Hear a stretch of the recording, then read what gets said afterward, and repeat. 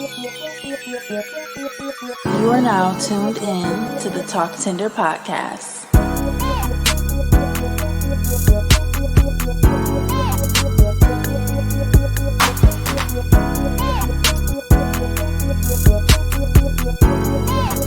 Hey, you guys, welcome back to Tlktender. I am your host this evening, E. Y'all already know. I hope y'all are in good energy and good spirits.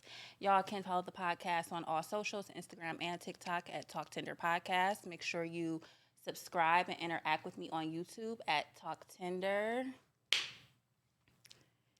Y'all, we had to roll out the red carpet. Get the fine china on the table. Pinky for fingers a, out. Pinky pinkies fingers up. out. Yeah. Pinkies up for the guest in the motherfucking room today. Cheers, E. Hey. What up, homie? How you feeling? I feel good. How are you? I feel good. My intro just didn't do them justice, so you gotta let them know who you are, where they can find you. Look, y'all, first of all, I don't want y'all to come after me. I'm talking about everything. Me and E, we got some stuff to talk about. But before we get into it, my name is Adam Jackson. All my homies call me AD. After this, we all gonna be homies. I'm gonna consider all y'all friends. We're here in Lounges, USA, Cleveland, Ohio. And what's up, E? I feel honored. No. This just I feel honored to be here. I'm loose. I feel good. No Diddy. Look, that's the new shit. So we go No break Diddy. that. No Diddy. Yeah. Anytime we gotta no Diddy. No, I feel good though. I anticipated this. This is a lot of logistics, but we here now though. We here. I feel like this is very highly anticipated, man. Just to get, I told y'all I had to book with your assistant. I had my people call your people. Had your people call my people. My people call your people, and we had to find your people. You be the one that be moving. You the one that's busy. I'm locked in. You are busy is an understatement for you. You have so much going on, which we'll get into that. But you already know here on my podcast, we kick it off with a segment called Happy Hour. Little game I put together. I just ask you a question or give you a scenario. Okay. And I just need you to give me honest feedback. Let's do it. That's all you gonna get today. Honesty. Let's go. Let's go. Ooh, is y'all ready? All right.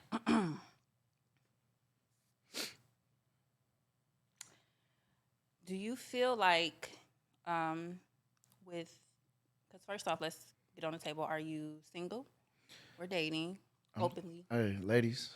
No. I'm single. I'm single. Yep. Okay, so with dating in today's world, do you feel like women make it harder for good men because they are operating from a struggle or tough love mindset? Okay, E. I see where you're coming from. I see the tone you setting. So just to repeat the question back, just so I know I understood it correctly. You said, do I feel that women make it tough on men? I'm going to interject in there. Are you saying good men, any men, everybody, or? I'm going to say good men. Good men, quotation. Okay, I like that. Okay, that's fair. Good men, do they make it tough in the dating scene? Yeah. They make it tough. So subjectively, I would hope that I am considered one of the good ones. We'll start there. If that's the case, this is crazy. No, this is right on time, E, that you even bring this up, because I think it's on time. I feel like here, a little background on me. I was in the military about 15 years. I served overseas. In total, I've seen about 42 countries. I learned a lot, especially as I matured in the military. I learned a lot. Coming back here in the compare and contrast, I was married 13 years. I got married early. Yeah, I got married. You know what? I'm happy you touched on that because I got married at 19, man, to my high school sweetheart. Yep, I got married to my child's mother. However, going overseas, things are different. Women are different. God got busy over there, and but that was, I won't say that was part of the demise. It was a lot of things, just growing, me being married, being young, all that good stuff. But what I noticed overseas, the connection with women, humans, period, men, women, children, old people, it don't matter. Like the connection it just seems more genuine. It's less trauma stricken. It's less, hey, like this is, use Cleveland for an example. You go somewhere, you could compliment, my experience, compliment another man. Hey, what cologne you wearing? Or hey, where did you get that outfit or whatever? And it's almost like, bro, why you asking me these questions? You know what I'm saying? Yeah. Why you even looking my direction? Yeah. So you couple that with a woman who has been, from what I take from this side, I'm gonna land the plane. Overseas, in the places that I've been, that I visit, when it comes to women and women that I've courted overseas, it's all off of the communication and sometimes the lack thereof. There could be a language barrier. There could be a lot of things that make it difficult to communicate.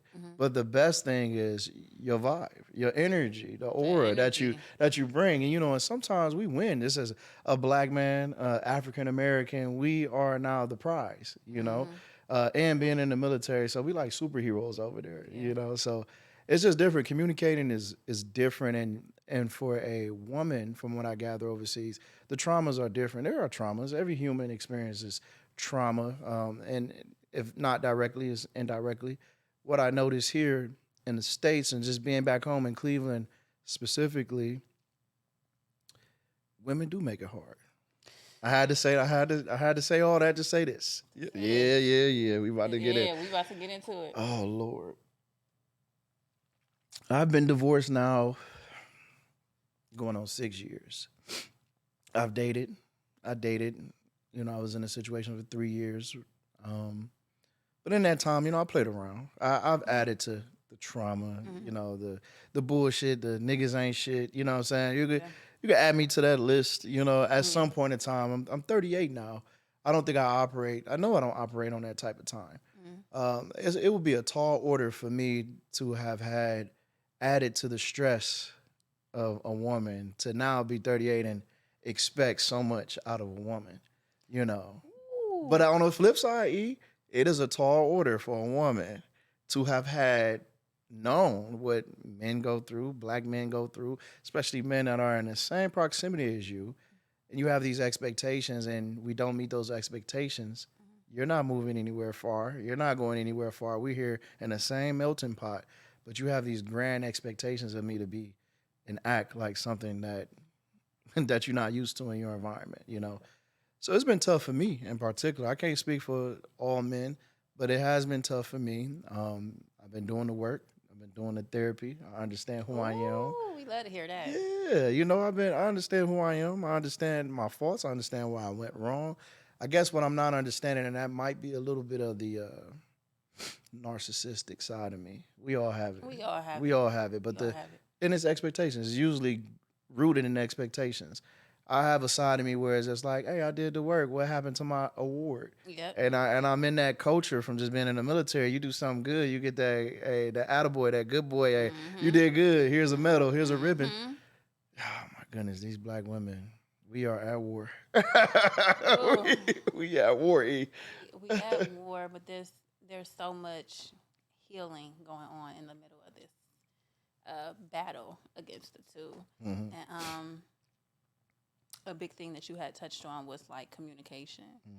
And I think that is like a huge flag that's like just needing to be waved that would like calm so much noise that is being made right now.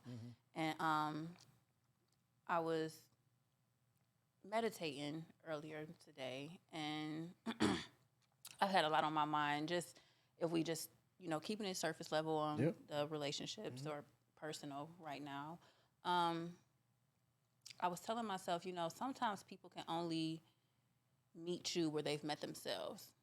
And that could be like a really tough pill to swallow because at that point you're swallowing that no matter how much work you've put in, you can't have that expectation that another person has put in that much work and can meet you on that level.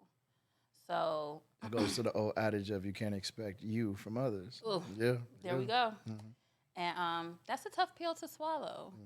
So I think sometimes we, not just as human or women or black women, we set a bar so high for our men, black men specifically, and it's almost as if they don't live up to that expectation, then they're ruled off as, no good ass nigga, ain't shit ass Fuck nigga. boys, Fuck all boys. that. Yeah, all and that don't shit. get me wrong, there is a special category where you guys, some of y'all really are fuck boys. What they call the women? What we refer to the women as? What's the women? You tell me. No, Come on, we said we. No, I'm just saying, we coined that. But you know what I really believe, and I saved this thought just for you, because I don't want us to debate. I feel like we have an authority in our worlds that we have created for ourselves. I'm very, very inspired by who you are, first of all, what you do, and how you do it. And in my world, it's just like, hey, that's my equal on her side of the planet or on her own planet, So when it comes to that, it's just for another woman or a group of women to refer to a group of men as fuckboys or any of that, you know what that's a telltale sign for me, without even being manipulative or anything like that. Like, hey, your discernment is on some fuckboy or fuck girl shit. You know what I'm saying? Because it's just like, at some point, I remember that, all the cutie pies, they like hood niggas. They like danger. They like, you know what I'm saying? Now I'm growing older with my peers too. I'm 38. Yeah, I'm going older with my peers, So, and for women that I grew up with, I distinctively remember in high school, I was quiet, I was nerdy, I was into art, and I just remember the baddest females, it just hood niggas pulling up in the Monte Carlos, pulling up in the old schools, they jumping in the cab. That's it. You never seen them. You couldn't even approach them if you didn't have some type of danger behind you. And I think now as we get older and all that you've been ran through and everybody know in the city, maybe you was for everybody. That's the flip side. To fuck boys, you for everybody. You for the street. You for the streets. You for the streets. I think that a good percentage of us have just been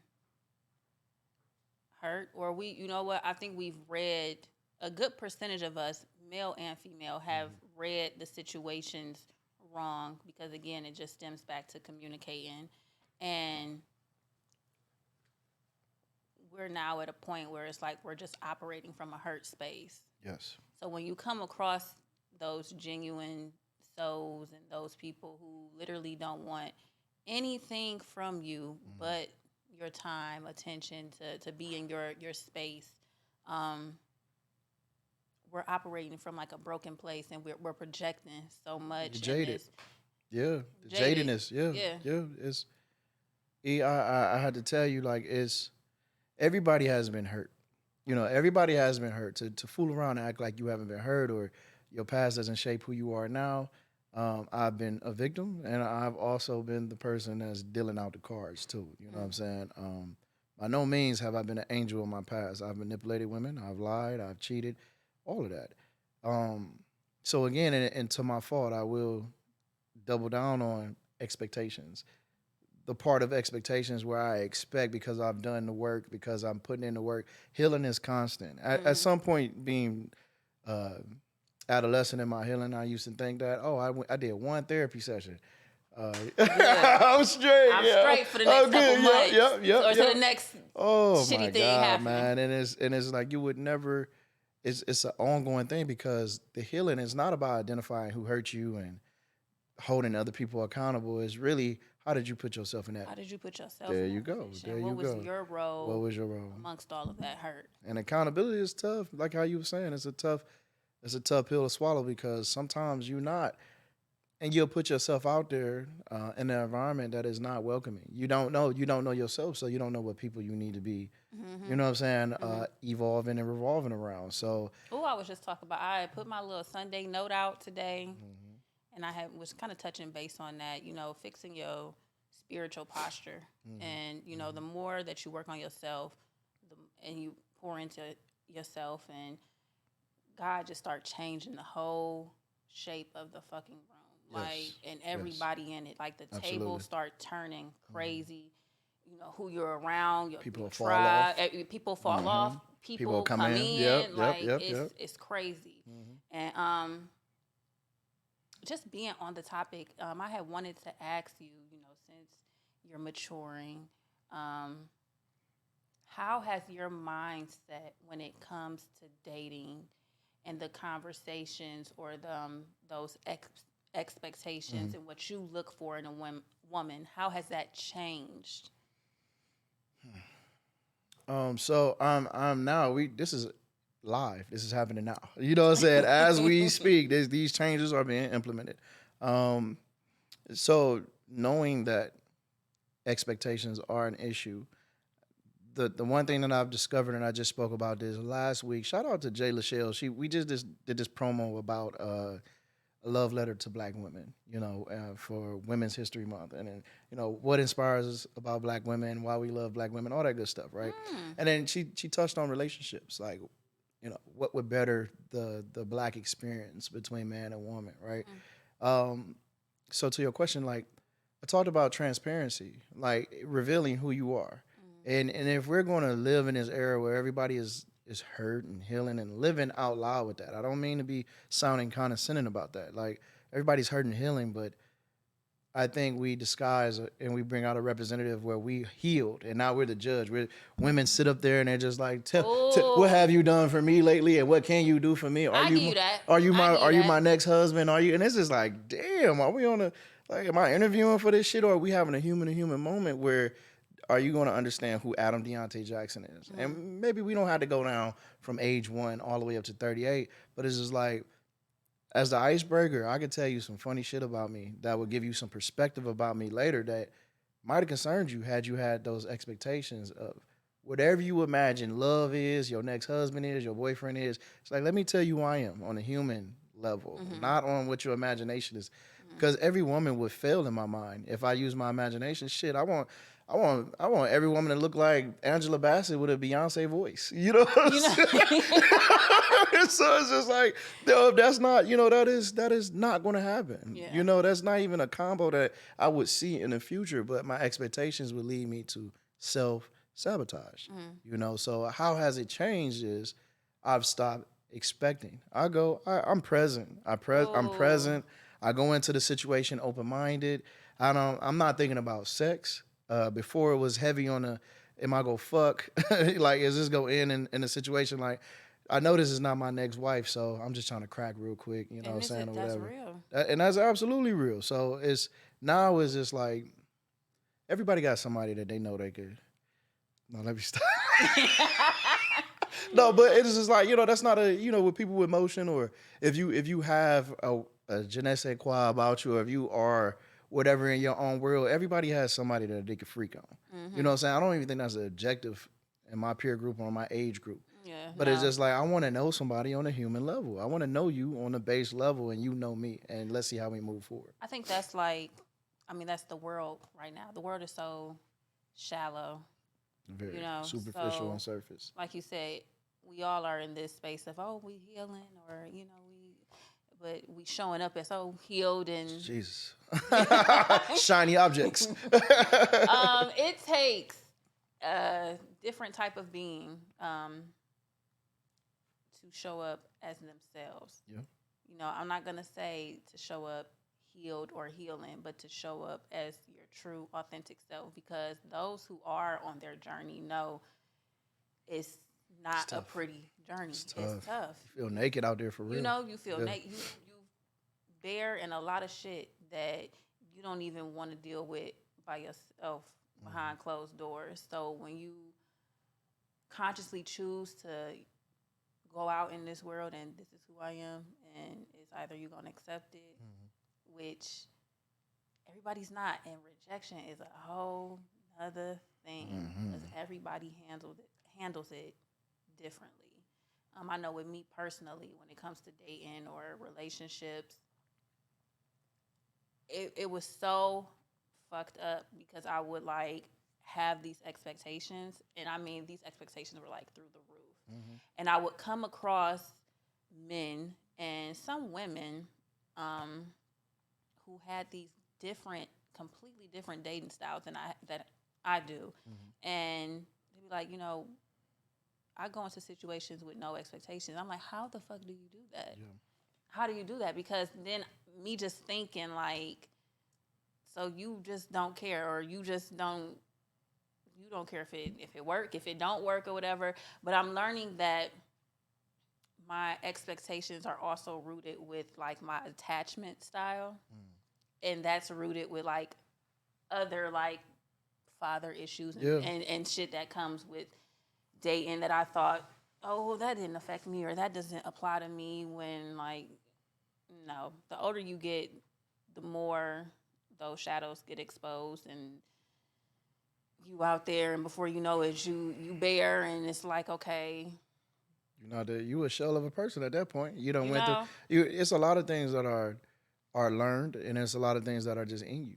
And I feel like some women, like, there's a style of a woman that the woman would be like, I don't have no feelings, or I'm not. At that point, you done been drugged through the blender. You know what I'm saying? You done been played on. You done been, everything. But that woman still wants affection. So that's a dangerous woman. In my mind, that's the most dangerous woman, because that woman is still attached to like her sexuality, her femininity, everything, but then she's only manipulating the situation to get what she wants, whether that is a meal at a fancy restaurant, maybe it's some high couture or something, material, or they're just trying to get some dick. That's it, that is a dangerous woman, and there's no feelings attached, I guess that is the complete opposite to what's being played out in the world now. A healing woman. I swear that is like, to me, and I don't want none of your fans. Like, I know you have a great following. I don't want none of the homies to gang up on me. But I feel like it's being weaponized, and I feel like it's being, what's the word I'm looking for? That maybe weaponized is a lack of word. Like it just seems like that's the wave now. It just seems like that's it just seems like it's just a popular thing to do now. To be sad, be the sad girl, be the healing girl, and it's attention based. To me, I'm not. This is me. This is not. You know what? But it's to me. For those that's healing, we healing. And I believe y'all. I believe y'all. But you know what? With everything, it's crazy because I was just talking about this last week. I feel like with everything that is authentically displayed or put into place, there is a wave that follows it that is just riding the wave. Yep. Same thing with like the whole toxic wave to me. Yeah. I feel like people are more so infatuated with being toxic and doing toxic shit. Yes. Than actually realizing like, okay, this is not okay. It's not cool. Like, it's more so a wave that's being ridden. And I guess you could say maybe, because you know what, and I was just saying this too, I hate a fake healing nigga. Because those are the worst. Them niggas are extraordinary. Hey, them is some extraordinary niggas, man. They do everything. It is weird because somebody told me they haven't seen me in a while. I'm used to having not locks but waves and really clean cut. I was very like metro, and I still have some of those attributes, but just growing out my hair and sometimes in between, I just really don't care. You know what I'm saying? I just go about my day. My man was just like, you look real holistic. And it was like, and he's just like, yo, I love it. I love it. But earthy, right. But then it is literally like men will find a way. And I know that I am man, and we will find a way. I wasn't even into motorcycles. I had a bike at one time. Damn near killed myself twice. The Suzuki 1100, man, Gixxer. And I'm riding. I only did that just because, the female I was interested in, and it was a whole nother genre of females that's in the biker cruise. Oh God. Hey. So I'm on a bike and I'm literally in this, but I'm faking this whole mentality. I don't know nothing about it. I'm scared the whole time I'm riding my bike. Scared of shit, and I'm being something that I'm not. But when I arrive to the scene, I'm, hopping off the bike, taking off my helmet, it's like, it's me. You know what I'm saying? And it's not me. It was a whole facade of me. You know what I'm saying? And I feel like that's what's happening those are some extraordinary niggas, man. The niggas that's acting like they healing, man. Niggas that's riding them waves. Hey, ride on a heels, motorcycle and don't even know what the fuck going on. Hell no, I think that's I just love your energy. Thank you. To say that you are motivated by me in any type of way is crazy. That's like insane. I think we know we alike. That's the thing. I think so. You the. I'm not gonna say you the female me. You just the female you. You her. You one of them. Thank you know. So. I to give you your flowers. It just doesn't even seem like enough. Like to have been around you over a period of time and to just see the social butterfly that you are, the businessman that you are, the professionalism, and to have those rare moments to see you in rare form and to just see you calm, relaxed, and just like enjoying yourself. It's just always a sight to see. And Thank you. I want to talk about lounges for a bit. Talk about lounges all day. All day. Lounges USA. Hey, the creative space. We're the best creatives. I love it. I mean, it's just, I feel like it's endless opportunity here. I mean, from podcasting to private events to yoga to poetry to comedy shows, and like it goes on, and it's like right when you think you put the top on this bitch, you pop it off again. Yeah. Like, We doing something different. You're doing something different, and it's just like, man, like let's just start from the beginning, not the beginning, like the influence behind it. The influence behind lounges. Let me get comfortable because I'm about to. I love talking about my baby. So, lounges in totality is everything I wanted to do from when I was 18 till I got out the military.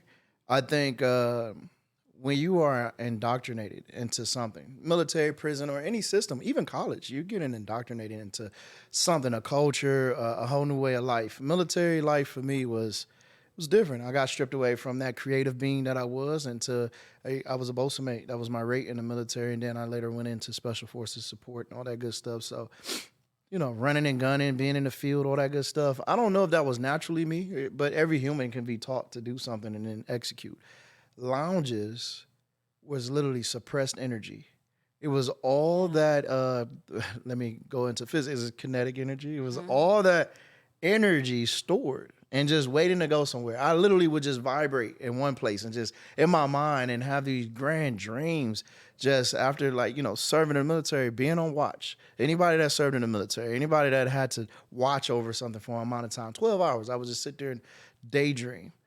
And it brings me back to the scene from Life with Eddie Murphy. He's talking about Ray's Boo Boo Room. I would literally be talking to niggas like, hey, I'm going to have a spot in Cleveland when I get out the military that's going to be so cold, And it has changed form so many times to the point of this thing was supposed to be a barbershop cigar lounge. That's it.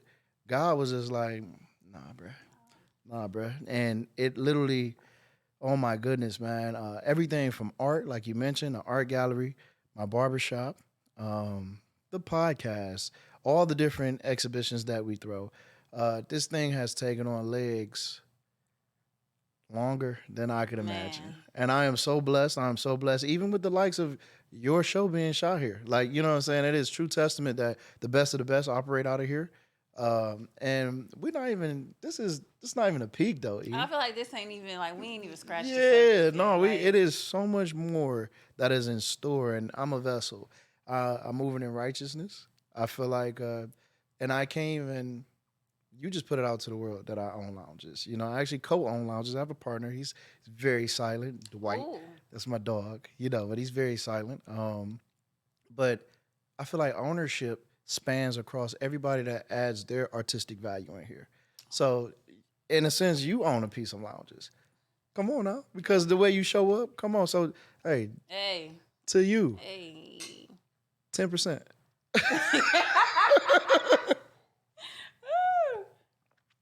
But no, lounges is my baby, and I feel like it's becoming a household name if it isn't already. And we're here to stay, and we're here to grow more. We're definitely here. I want to talk about with all the collaboration you have going on, how you've built a community like within lounges, and it's always so refreshing to hear, even with guests that I have on my show, and they're like, "Oh, I didn't even know this was here." And it's like when you step in, it's like when you step into a gym, or you find one of them little hidden gems. Or, I mean, it just the feeling is just different. And I wanted to ask you, with the community that you've built here from all these different creative backgrounds, how do you manage?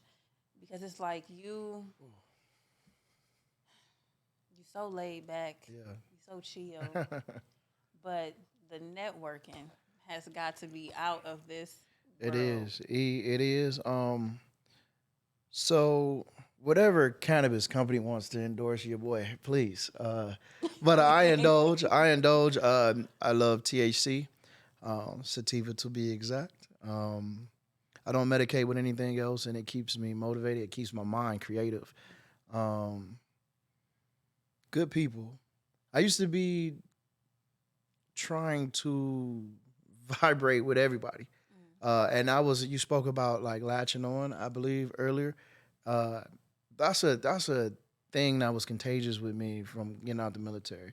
I would transfer or PCS every 3 to 5 years. Later in my career, it was every 3 years. So 72 months, I'm literally boom, boom, boom, boom. But you learn to be very social. You learn to be very insightful and intentional about who you meet and who you mingle with, especially if you're trying to climb the ladder. So here in Cleveland, I took that same approach. It wasn't easy at first, but I think now I could come to you and be like, "Hey, E, I'm looking for so-and-so. I believe you will be able to help me out with finding so-and-so." But before I would lean into my resources, I'm with whoever is the most popular person in the city. I'm relying on my own research. You know, I'm not vibrating with folks. I don't know who my people are. I don't know who's like-minded. I'm just trying to figure it out.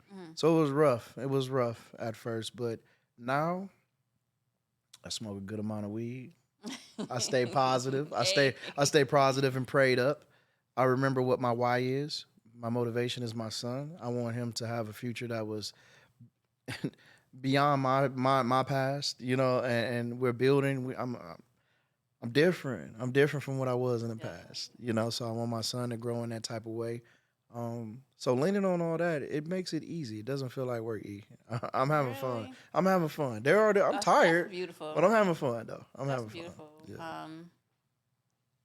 That's a space where I would love to get. That's why I say, like, you surround yourself, well, for me personally, with people who are like-minded, and most definitely people who are doing better.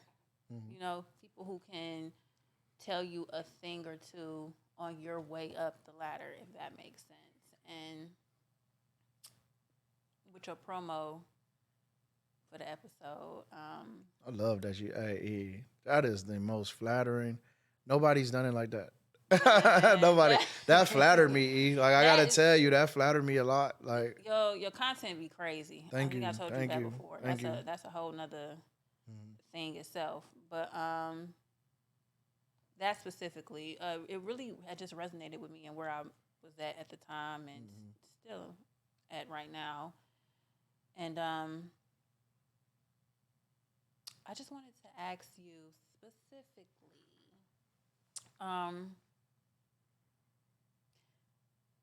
when it comes to like business, when it comes to being a dad, you said you're single, so I'm gonna say being, you know, but even if you were to be a partner, how do you find that balance? Like you said you're breaking chains. yes. On the outside looking in, I would assume that you're breaking generational curses. Absolutely. How do you find yourself in the middle of all that, and balancing everything from the outside looking in oh so well? Sometimes it's not balanced, and that's the balance. I know that shit sounds player, but I was about to say, no. But the thing is too, is you have to adapt your people they got to believe in what you believe in. So my son, and when it comes to my people, it's not many people I have to motivate it. My son is impressionable. Who else better than his father to impress upon him? So on the way up, I've always left space and room for him to say, Junior's Cafe. He's been featured in the news. My son has been featured in the news. At my last spot, that was literally directly across the street, Jackson's Motif. Um, he had Junior's Cafe in there, and he made a lot of money in there. And it's literally the entrepreneurial spirit has to be. This is not. You can say you have it in you, but really nobody wants to work at all. Whether you're working for somebody or working for yourself, we want to be comfortable. Yeah. We want to be comfortable. But I had to show my son, and I show my son constantly on a daily. First, hey, your father is grinding at this point. I'm getting it in. But I don't want you to feel like because I'm away from home all the time and we go have our fun, we go vacation, we go kick it. My son is my priority above everything. But I also want to get him involved. In the summertime, it's just like, bro, you go be with me right here. You go, why not? I got the space. Right. We go build you a cafe out. And my client, he'll come out the chair, or in this case, now we got the, lounges, podcasts, or whatever. He could be a smiling face right there serving you coffee, a delectable Oh, I dessert, love or that. something like that. This year he said he's turning 15 this year. He said he really didn't want to do the cafe or anything like that. But that's just an example. Even with his mother, my son's mother, my ex-wife, I get her involved. She's a notary. She does her thing. She's an assistant manager of some business. She probably won't even want me to put her business out there, but she's a notary. Anytime I need her to come up here and do anything that we need a legal binding document or we need something official, she's here. My mother, my father, they have worked my vendors tables back in the day when I was doing like products and making products for brilliant cuts for my barber studio. Like, it is getting people to believe in your brand and then also getting them to believe in themselves, because at some point, especially if you're a worker bee, you've had the dream of going out on it on your own and doing your own thing. So you can kind of let them make mistakes with your brand or with your stuff, So my people was always eager and ready to help. And that's for me, to answer your question, that's the big ticket item. You have to get your people engaged and let them see what you're doing on the ground level. You can't just talk about it no, you gotta get them engaged. So they believe in me. My son knows when I'm working. It could be 2 weeks straight. I co-parent every 10 days. I get him for them 10 days that I have him, and he may be by himself. He understands because we going on vacation. We go do it big. He asked me for some shoes. He's a straight A student. You got him. He asked me for anything. You got Shout him. out to the son. Yes. Junior's Cafe. What's up, baby boy? Just listening to you, it's safe to say you operate from a space of love. Yeah. It's try to. genuine. Try to. It's genuine across the board. I want to ask you. Yeah, you Just- can ask me anything. You can ask me. Now, let me stop y'all. Hey, look. Hey, he's so gorgeous. I'll be up here. I'm giving her the little flirty eyes and stuff, man. You Cut can it out. ask me. You can ask me anything. I wanted to ask you though, because I feel like in our culture specifically, it's so pushed to the forefront, especially with family dynamics, and then just hearing that you were married, now divorced. Mm-hmm. People try and always, at least in our culture, put that drama or that negative energy in the picture just because it's no longer a happy home. Yeah. With people looking in on it. Mm-hmm. What is that like for you? Just hearing you now, and like I said, it's no ill intent at all. Yeah. So to operate with that same genuine love and is there still, and if she need to be put on, or if anybody have anything going on, that's still a reach. Yeah. She's still a vessel here. Even with family, and we don't always agree with family, but hey, it's still a vessel here. How do you do that? With the utmost respect, I don't refer to my son's mother as baby mama or anything like that, a fling, a situation. We were very much so married and very much so in love. I still have love, an immense amount of love for her. There would be another there would never be another woman that would replace her in my son's life. And I do believe at some point that was my soulmate and probably still is, you know. I would tell you for me, and I coach this with a lot of men. On my podcast I talk to them about this, and even in my chair when I'm cutting hair, I don't do no fake talk. If we go talk, we go talk. If not, like I'm tired, bro. Don't even talk to me at all. If you gonna be lying and doing that, yeah, sit here and get a haircut, bro. That's it. But I believe when men ask me the same question, and I'm operating out of genuineness and being righteous, and people don't know how to receive it. They think this is another scam. You know, this is just another way to get through to me. I had to be a bullshitting ass, lying ass, manipulating ass, like lame ass nigga for real. And that is very lame.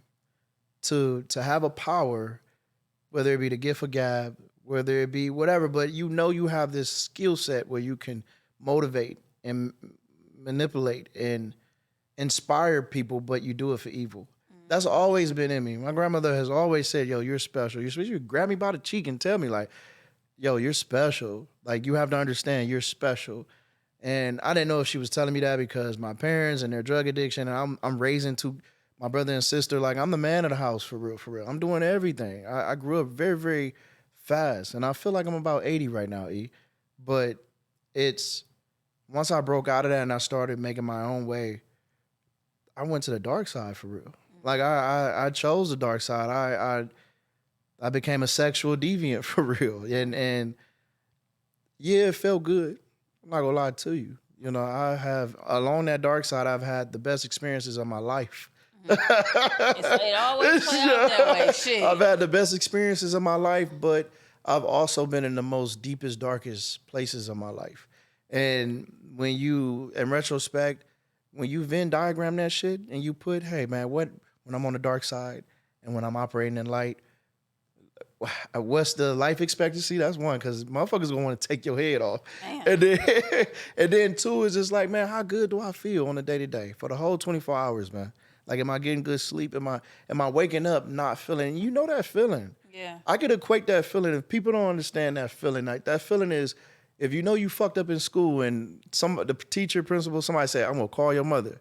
And you know. That heaviness of dreading to get home. Imagine feeling that as an adult. Just thinking like, you got smut on your name. I done played a couple of bitches. Like they hate me, they family after me, they father after me. And it's just like, yo, I never liked that feeling. My own wife, I'm cheating on my wife at the time, my ex-wife at the time, and it's just like, I gotta come home. I ain't touching her because I don't know. I done had unprotected sex with another woman, and and it's just like all that heaviness still by trying to be a good father, being in the military, study for advancement, and that shit fucks up your money. It fucks up your mental. It ages you. It wears you down from the inside out. So now operating in peace, and nobody else can give you peace. It starts with you. Yes. Operating in peace, not being on trash. Like, it's a daily thing. I don't have to try to be righteous. I don't have to. I'm there. You know what I'm saying? I've done the work to the point where I'm habitual in that state, operating in that state. But at some point, yeah, it was tough to break that. I was a habitual liar when it came to women. I was a manipulator. I was a womanizer. I was all that. And this is why this is how I imagine myself young. You know, I'm acting that out now, before I became tainted in the world. So, yeah. I think it's so important you don't give your old self too much light, but you always recognize the growth. You know what I'm saying? Yes. You can't have growth without failing or fucking up in a sense at some point, So to even make that acknowledgement is, I mean, that's everything right there. I don't trust them good old boys either. Like, I don't trust nobody that ain't never been through nothing. I can't. I don't want to talk to nobody who ain't never been. Come on, leave man. The fuck alone. Yeah, I need somebody who'd have been in the mud, who'd have been to the lowest of the low, and had to literally drag themselves back up out of it. That's who I want to talk to, because so often behind closed doors, behind social media, behind everything, behind what everybody sees. That's where a lot of us have been. That's where a lot of us still are. And to be or speak with or interact with, be around somebody who has been in that space, who's familiar, you know, with that type of energy and know like, okay, you know, there's growth. Yeah. You know, there's ways to come back up from this. You know, that's the type of person that I would love to surround myself with or just be around, conversate with. And it's like it just don't end with you. Like, you know, it's like you think you have somebody figured out, and it's like, oh, no. Layers, layers, layers, A lot of layers layers. to you. I want to ask you. I had to stop saying because you just said I can ask you anything. Hey, you can ask. That's why I said it. That's why I said it. Brief description or brief little tale. If someone were to ask you, or I'm asking you, who is Adam? Who is AD? Damn. Yeah, I like that question. Because at the root, nobody has ever really taken the time to be like, yo, who are you? You know what I'm saying? Like, they want to know how you got what you got. You know what I'm saying? What you got do? going on? Yeah, how can you, hey, show me how you got here, but you know, who am I? First and foremost, I'm not who I was. Whatever you think you know about me, you got me fucked up. Period. You know what I'm saying? Like that's not me. I am who I am right now, and I'm taking it day by day. You know, I am a creator, which I feel like I take this. You could, and whoever can take it however you want to take it. I mean, it's in every vain sense of the word and every arrogant sense of the word. I am closer to God creating than I am consuming. God was a creator. I believe in the Holy Trinity. I give my body to Christ. I am a creator.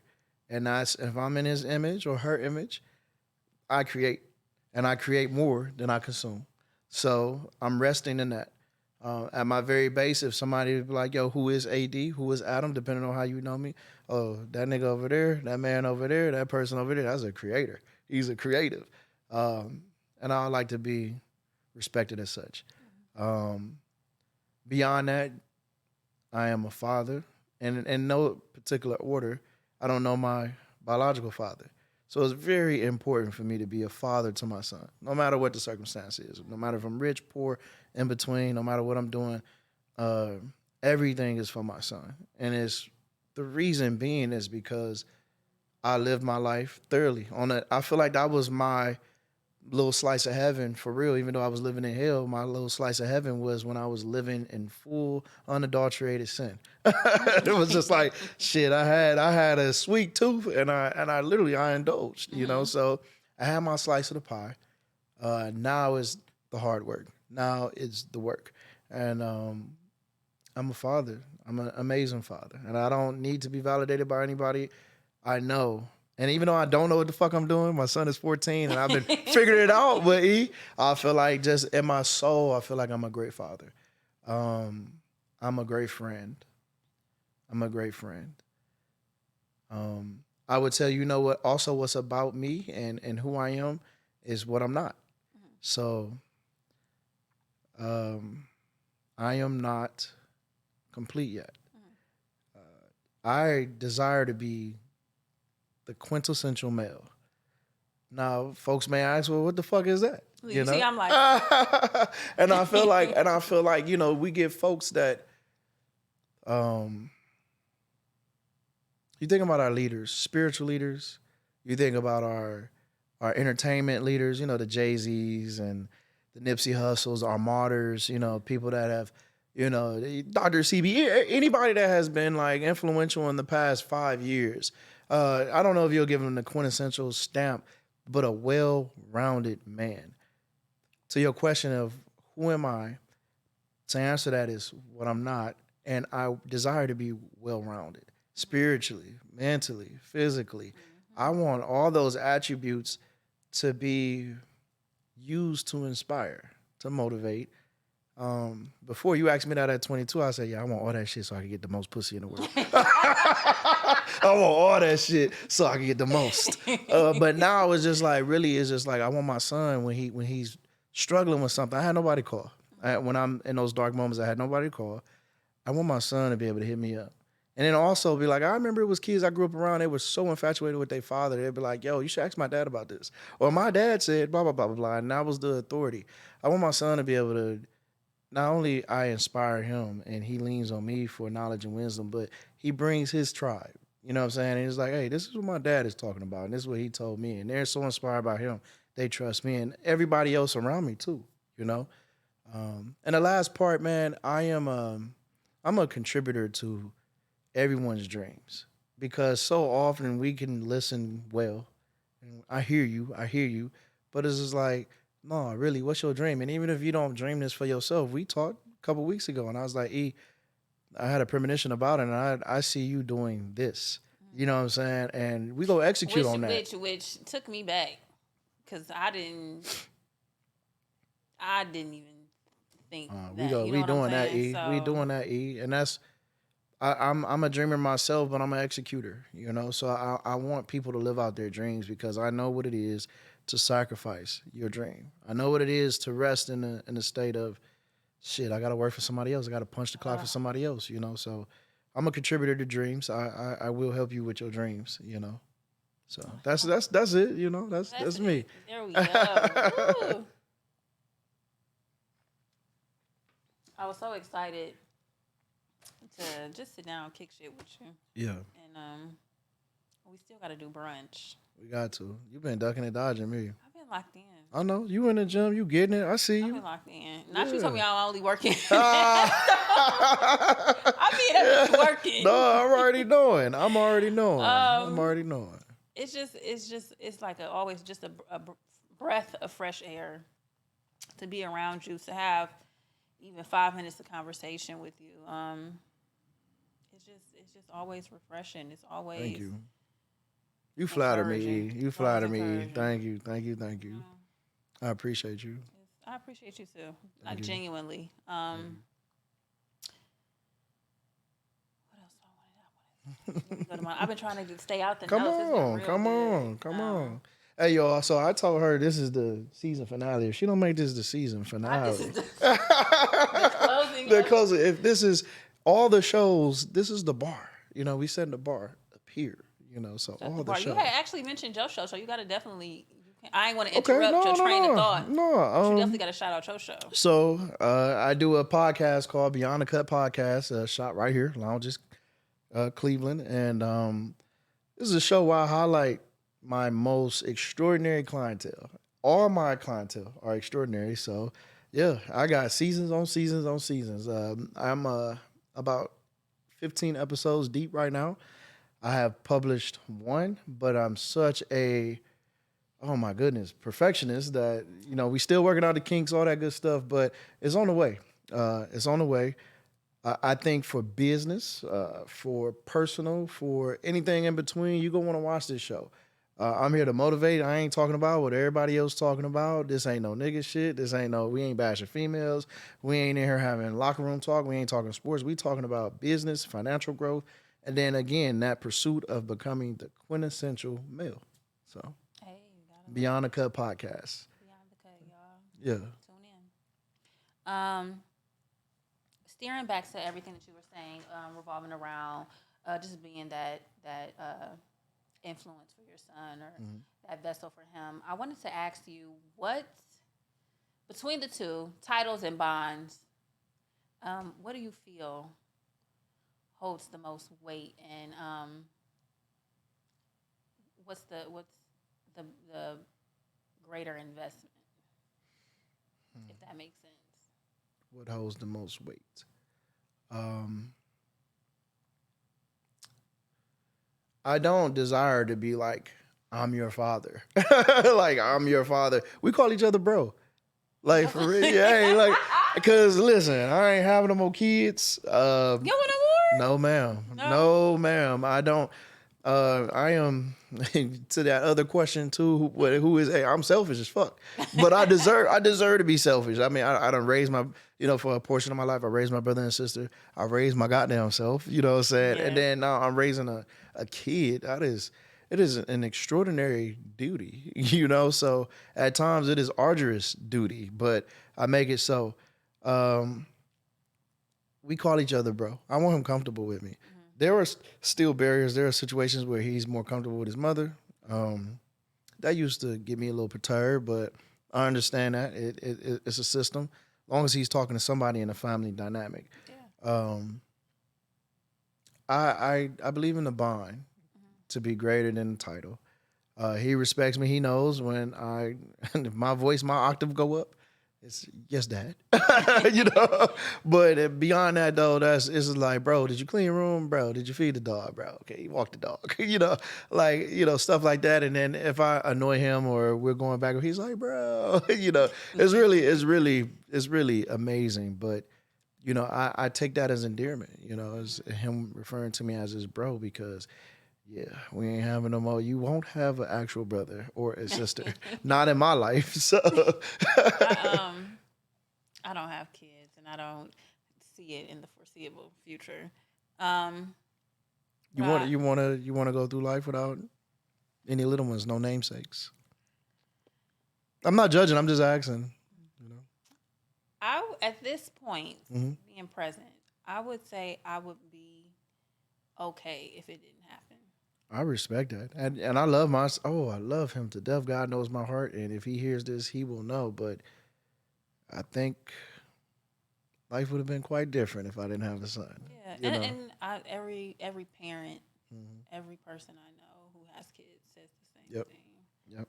And that's how I know that if it were to happen, then I know that's my. You calling? That's where you. Yeah. Yeah, I'm supposed to. This is what I'm supposed to go through. Yeah. But as of right now, it hasn't happened. I'm not pushing for it. I'm not waiting on it. I'm just going about life. But I think it's a beautiful thing being a parent. Just being on the outside looking in, like to create a human and to build a bond. That's something like so sacred to me. Yeah. And I commend every they bad active hey, active parent. They start off bad. They don't know what they don't know, so they be bad, I think that's the fun part in the journey though, because you was once bad or you've done shit, so I think it's cool. Yeah. I'm at that point, like, I don't have none. I got nieces and nephews. It'd be cool. Send them home. I want them when I want them. Like, send them the fuck home. But I commend parents. That's a tough job. That's a job that you'll never be prepared for. An experience you'll never be prepared for. And a bond that can go so deep if you put in the work and invest in it. But I feel like you if I'm I ain't trying to interject or nothing like that, but I feel like you give off the vibe that I think a lot of people want to know. It's men that watch women's platforms. You know what I'm saying? Like, hey, look, I'm telling you, look, because I'm there. I'm like, hey, if it's getting, I watch your show. My main thing is, and that's why I had told you before in our private talks, where it's just like.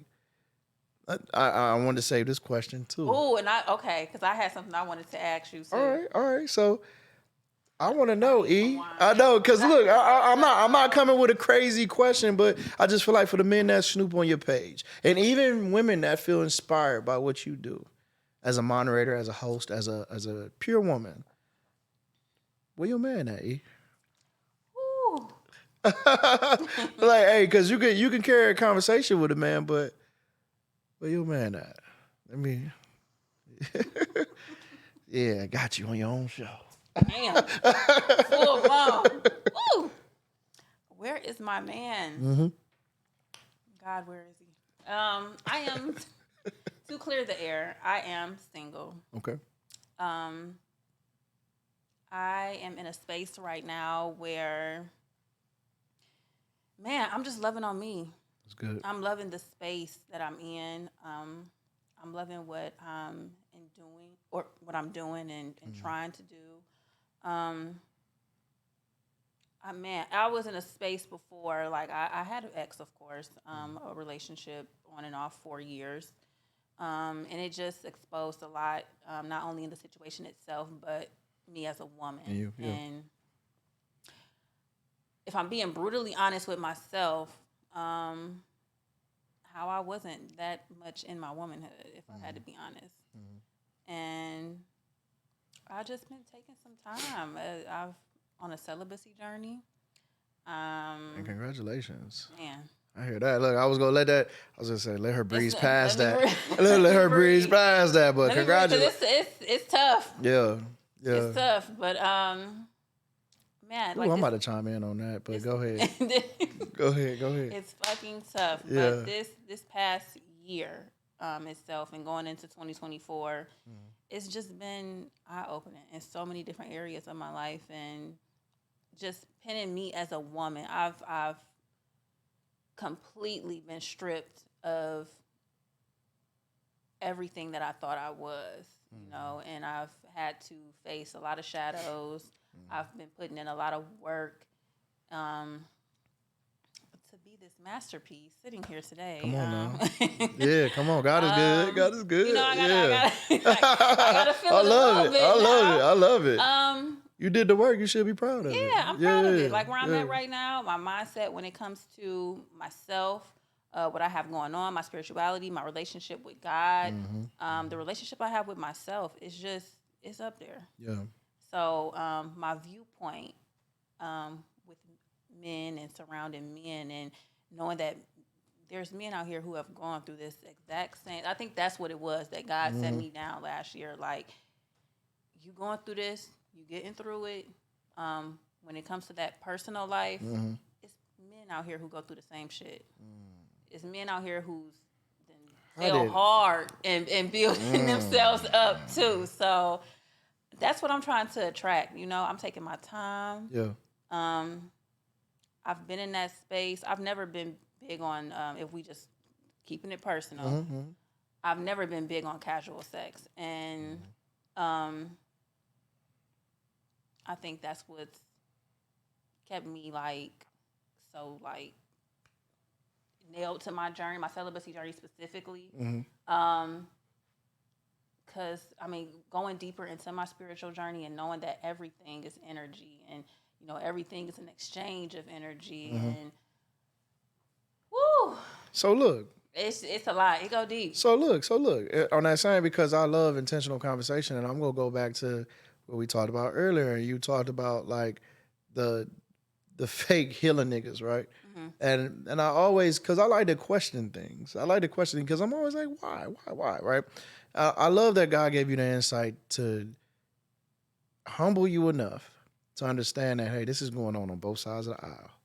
Men and women going through this, right? Because women will I am healing. And the whole, it's like, God damn, baby, okay. You know what I'm saying?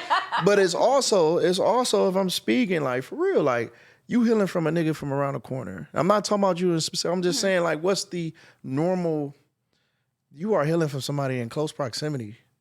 From an environment that's close.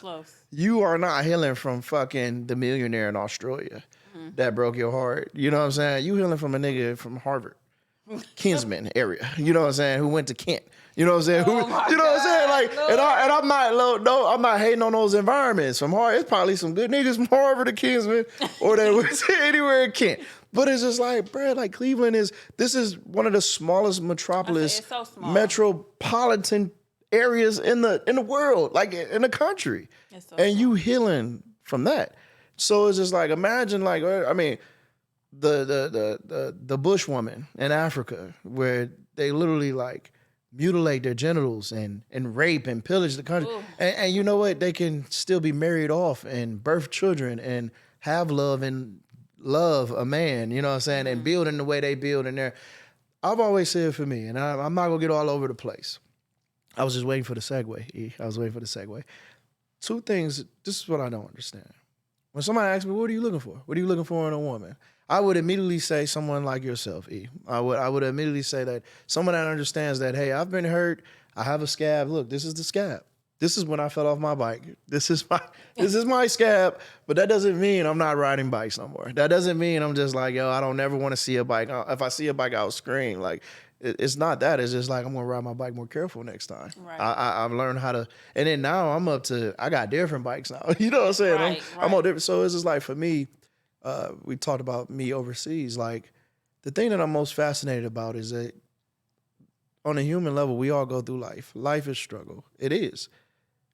But the struggle compared to, let's say, a woman, and I'm making this up, ladies and fellas, whoever's listening. No, I'm talking to the ladies right now. Like, listen, a woman in Switzerland, let's just say this. A woman in Switzerland grew up on a farm side. The worst winter she might have had, or the worst experience she might have had growing up on the countryside is the sheep that got away that one winter, or the freeze over that happened. And it was here, let's say in Cleveland, your uncle might have touched you, your cousin might have activated you, you might have been molested, you might have been raped, you might have, just say none of that bad stuff happened. Maybe you were fast or slow, whatever it is, but you fell in love early and maybe you got played by the nigga from Kinsman, by the nigga from Harvard, by the nigga in close proximity to you. Mm-hmm. Now you just so fucked up. Or maybe your discernment was all fucked up. Maybe you went through a whole phase. You know what I'm saying? And you're not having accountability, so you blame every other nigga that you got in your closet that's a skeleton. What I don't understand now is how does that equate to now? We're older now. Mm-hmm. How does that equate to me? Why does, like, yes, you're not your past, or maybe you are your past, but it's just like, this is the fucked up part of me. This is what I'm trying to understand. And it's subjective to me being fucked up. But what I'm trying to understand is like, am I wrong for not wanting to deal with a woman in their trauma?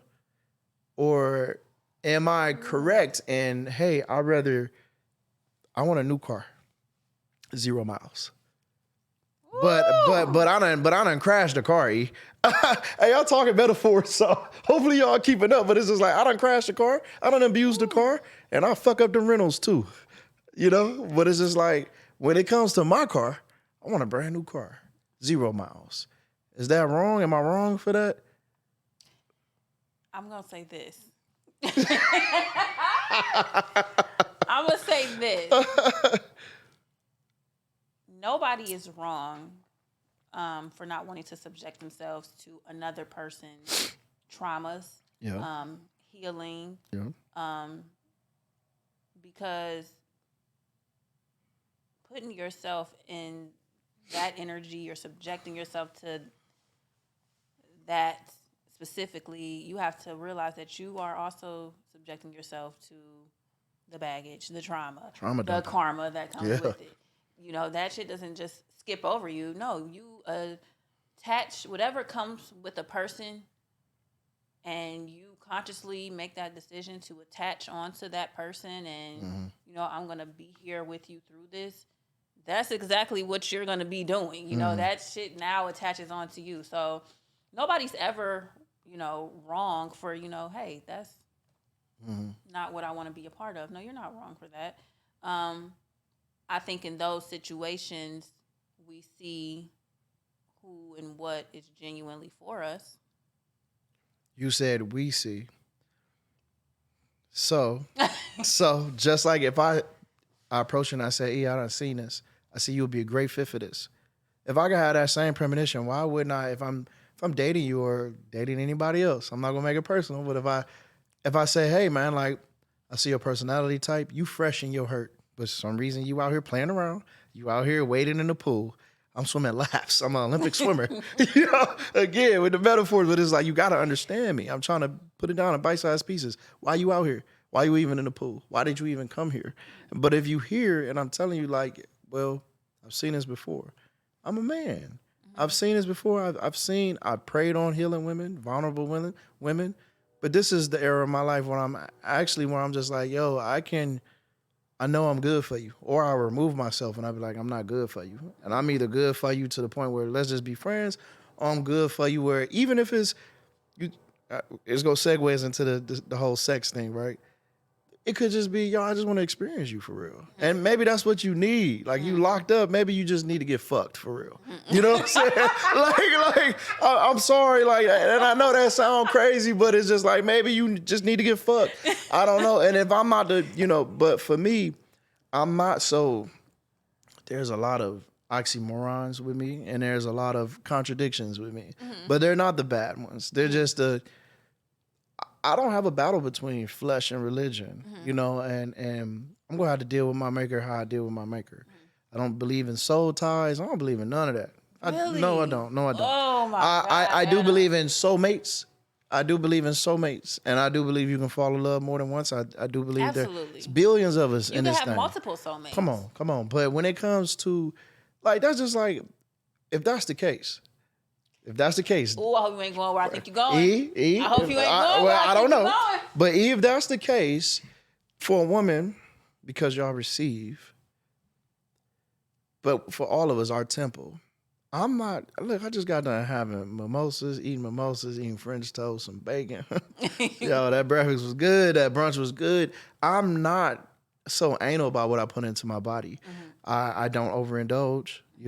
I work out when there's time, but if that's the case, that means we will be down in the weeds about the air we breathe and what we allow to enter our lungs and what we eat and what we drink and all this other stuff. And it's just like, yo, I don't know,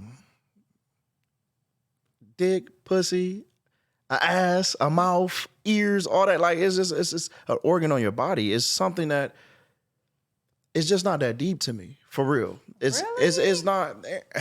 I think this is where Aaron is gonna be like, yeah. I'm shocked. Okay, and I'll receive it, but it's just like, hear me out. No judgment. Like, and I feel safe to even talk about this. A woman being locked up and saying, "Hey, man, I'm being celibate, or I'm practicing I'm abstaining." Cool, but then when you go out of town, you a whole different person and you a different representative and you fucking Wait a minute. in Houston. Like, you know what I'm saying? Hold on. The rules don't change up when you leave. You don't think so? Okay. I mean, I've seen it. It shouldn't. You know what? I can't. In my mind, it shouldn't. In your mind, you a special person. I already said you one of them. You her. Just me. I'm not out here fucking everybody. I'm not. I just can't. You know what I'm saying? There's not enough room for me to be moving like how I was when I was 21. But it's like, now if I'm going to, I talk with a good friend, a female. She's just like, yo, aren't you bored, or aren't you worried about like giving your energy to like meaningless sex? And I'm like, yeah, I am. So now I was just like, if I'm engaging with a woman, if I'm courting a woman, sex is not what's on my mind. I don't lead with that. Again, there's someone I could call on if I want to have sex. I have sex just like with a woman. If they got somebody they could fuck on for real. If not that Rose, but it's just like, How does everybody know our secret about you? Come on now. I just feel like, man, I don't know why everyone's so locked up when it comes to pleasure. Now, religious beliefs, I get it, but it's just like, it's your body. It's like conversation. I could not give off this energy, and if it's true what they say about a woman, like, sex begins in the mind. Absolutely. You know what I'm saying? So it's just like, yo, like, women just complicate. It's just very complicated when I think about like a woman, and I'm just sitting here, I'm just like, but you masturbate, but you're having. You know what's crazy? I don't understand why people. But I was also reading that everybody's journey is different, because I was having this conversation with another friend of mine, male friend. And we were talking about a bunch of things, and celibacy had came up, and I was, I'm always vocal about my journey. I know very few women who are also on this same journey, and we talk. We talk, and I had just wanted to do my own research about it, and like I said, everybody's different. I don't feel like self-pleasure that's not a person. It's not so you know what I'm saying? It's not an exchange of energy from another being. You are manifesting. You are thinking. If you are thinking about a brick wall while you're masturbating, then you a motherfucking wizard. But you are thinking about whatever you have imagined. And I don't mean to project, but I would just assume you are thinking, if you're not going straight to porn, you are thinking about It's gonna be great content. you're manifesting the perfect male figure. You're thinking about maybe a past engagement. You're thinking, there you go. Or future engagement. You're thinking about somebody that you came across and you might jack off to the thought of that. So you think that's manifesting? I think that when an opportunity, only thing a woman is only celibate and abstinent because she becomes a shut-in. But that's why it's so easy for a woman when they go to Houston, when they go to Atlanta, they act the fuck up. But when you at home, and it's easy to be like, "No, girl, I'm in the house," or "I'm not doing this," or "I'm not doing that," because you're well versed in this. But if the finest nigga come up to you, your celebrity crush, your whatever, your abstinence stops. Your I swear celebrity. I'm standing 10 toes. I swear I'm standing 10 toes. Okay, and I believe you. But again, like I said, off of the vibe, I feel that. And that's what it comes to being quintessential. You know what I'm saying? That's heavy. Like I give you that stamp. E. I am not there. Really? Even if I would, but I'm not fucking, I'm to the point where it's just like, I'm not fucking everybody, but I know what I want. Like if it's a quality woman, I'm gonna give you a try. Like, but my intention is not to, if you quality, this is how I look at it. Like, we either gonna be great because we're gonna be in a relationship, or at worst, we might have some fun. Yeah. You know what I'm saying? And that's it. But I'm having fun with a quality woman. I'm not out here with a skeezer, a scammer, or someone lesser. Ooh, and you know what?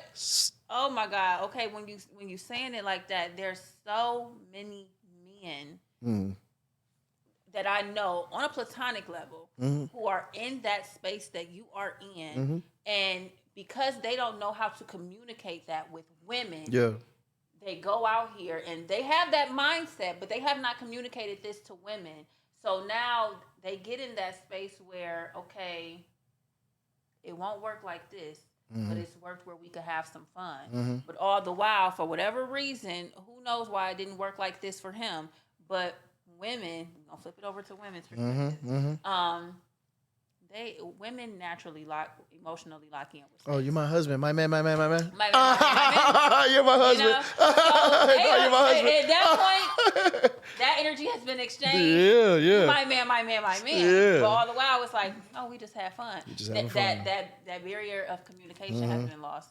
So now we're in the dating space where, oh, you're the fuck nigga, or oh, you're the fake healing fuck nigga, and da, because nobody fucking communicates. Yeah, and I think that's what it is. It's almost like you would want a nigga or you would want a man, your lover, to discover you without having to tell them, hey, I like that little spot behind my neck, or I like when you play with, blah, blah, blah, blah, blah, blah. It's that much more pleasurable when you don't have to tell somebody. So I think it's just the mystery of, like, if we hot and heavy and it's just like, well, wait, let me, when's the last time you've been tested? Where's your paperwork out? Can we bring it up? It's just like all those things where it's just like, man, it fucks up the moment. You know what I'm saying? So I think that communication in the heat of but I think it's just very quirky ways and you got to be suave about it. Or you don't even have to play around and have some gimmick about it. It's just like, yo, this is who I am. And if you're literally dating your pedigree, you know what I'm saying? Then you won't, there are some niggas that are healing and they've met that healed area, but they still simp. They simp and they forgot the man part. They're connected to their femininity, but they just threw away the masculinity. Yeah, and it's just like, they know they want to be with a woman. Need that back. But they like, yo, let's go out. Now they like, I love you. Let's get married. And then, this is the nigga that's probably, he cheating later or he go revert. And, I'm not into none of that. It's just like, when it comes to women, it's just like, that part I'm confused about. That part is just like, maybe it's not about trying to find your fucking husband. Like maybe you need to realize like, yeah, you got hurt early from a nigga that lived around the corner from you. You know what I'm saying? But man, the nigga that live around the corner is insane. But it's just like, dog, it pressed me like it'd be different if you was in Cambridge in London. You know what I'm saying? It's just like, oh, you had a London nigga, pull a trick on you that it's just like, yo, see the world. You know what I'm saying? Become well versed. And that don't mean popping your pussy. I'm just saying like, if you're on vacation and you're dieting, and you're on a strict diet, you telling me you're not gonna have a croissant in France, in Paris? You're just not gonna have one? I'm eating where I'm. Come on, E. So it's just like, yo, like it's just like, this is, you could be healing, you could be doing whatever. I just don't get why you're so locked up. Now, again, I'm not here to be a deviant. I'm not here to sell sin. I'm not none of that. I just believe my sexual organs, I masturbate. You know what I'm saying? And that's what keeps me sane. You know, I'm not going, I would not leave the house pent up and horny. I think it's therapeutic. I think it's safe. It's therapeutic. Yeah. I'm not leaving. Nothing wrong with self-masturbation. But I'm not leaving the house pent up. I'm not leaving the house thinking like, damn, I gotta. Oh, but I will take my time. I love that part. I love that part of where I'm at now. I will take my time, and I'm going with the thought of this is going to be my next soulmate. At least I'm leading with that. I ain't talking about marriage or nothing. I'm talking about soulmate, my friend, my homie, my lover, and then I'm not delusional, you know. And I think that's what happens. We men, as in we help delusion, and women, they just reside in delusional bullshit. You've been alone so long, you're not well versed. You don't know. You are literally betting that, hey, I'm gonna stay to myself this long, and when I pop back out, I'm gonna pop. Where you gonna pop back out in Cleveland? you gonna pop right back out in the arena that you got defeated in? I get what you said. I don't agree with everything. No, please don't. I Please get what don't. he's saying though, but that isolation period, that break. Sometimes when you do that pop out, it could be a bit. You lunch meat. You going through the blend. You know, yeah, they gonna see you before you saw yourself coming. It could be a bit much. You know, it's crazy because I had, I had just been to myself. Like I told you, I'm not dating. I'm not in a relationship.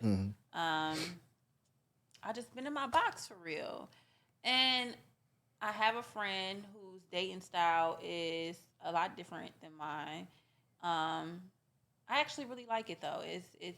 It's like no attachment, no expectation, completely playing the field. That sounds like honeymoon.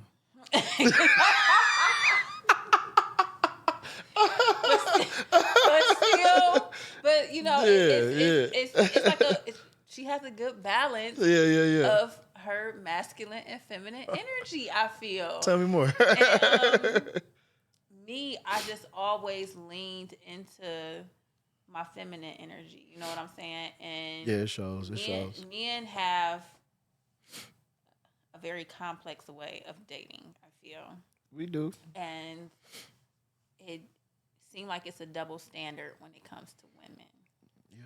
And I've always, like, in the past had this mindset where, like, I don't want to be looked at as this if I'm dating multiple men at once, or if I'm letting this people get to know me at once, or I don't want people to think that I'm fucking all these people. So I put myself in a box, and if I like you, I like you, and you my man, and we gonna go from there.